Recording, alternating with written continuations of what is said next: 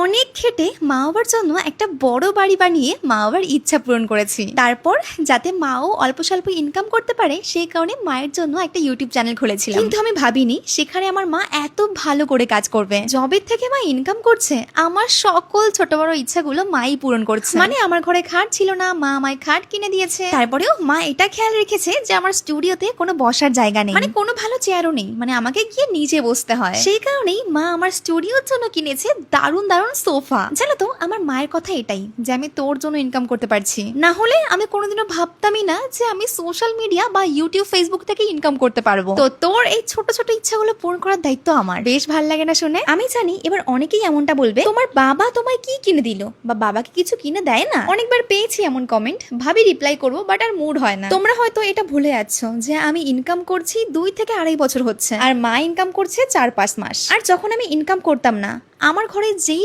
সমস্ত জিনিসপত্রগুলো রয়েছে সব কিন্তু বাবাই কিনে দিয়েছে। ইভেন আমার ভিডিওর জন্য বাবা প্রচুর খরচা করতো, যার কারণেই হয়তো আমি এই জায়গায় পৌঁছাতে পেরেছি। তাই বলে এটা বলা ভুল যে এখন বাবা কোনো খরচাই করে না। আমাদের ফ্যামিলির সমস্ত খরচা কিন্তু বাবাই করে। জাস্ট যখন এরকম জিনিসপত্র কেনার হয় তখন কিছু কিছু জিনিস আমি আর মাই কিনেছি। আদারওয়াইজ বাবা কিন্তু অনেক খরচা করে, যেগুলো হয়তো ভিডিওর মাধ্যমে শেয়ারই করা হয় না। আর যারা আমাকে জিজ্ঞাসা করেছো যে তোমার বাবা কি কাজ করে, খুব তাড়াতাড়ি সমস্ত কিছু দেখিয়ে একটা ডিটেলস ভিডিও তোমাদের সঙ্গে শেয়ার করব, তাহলে সবার সমস্ত কোশ্চেনের অ্যান্সার পেয়ে যাবে। তবে এই ভিডিওতে তেমন কিছু বলছি না। আর তাছাড়াও আরো একটা কমেন্ট আমি পাই, যখন কোনো কিছু আনবক্সিং করার থাকে তখন হৃদয় কেন আমার বাড়িতে থাকে, মানে বলতে গেলে ওকে দিয়ে আমি কেন কাজ করাই। সত্যি বলতে যখন এরকম টাইপের কমেন্ট কোনো মেয়েরা করে তখন না ওদের জন্য আমার খুব খারাপ ফিল হয় যে তার হাজবেন্ড বা বয়ফ্রেন্ড তাকে হয়তো কোনো ব্যাপারে হেল্পই করে না। তোমরা হয়তো অনেকেই দেখেছো যখন আমার বাড়িতে বড় বড় পার্সেল গুলো এসছে, যেমন এসি, আমার ঘরের বেড, সোফা, তখন কিন্তু আমরা হৃদয়কে ডেকে নিই। কারণ তোমরা জানো যে একজনকে দরকার হয় শুধুমাত্র আমার ভিডিও গুলো করতে, এন্ড বাকি এগুলো আনবক্সিং করতে, সেট করতেও কিন্তু কাউকে দরকার হয়। আমার ভাই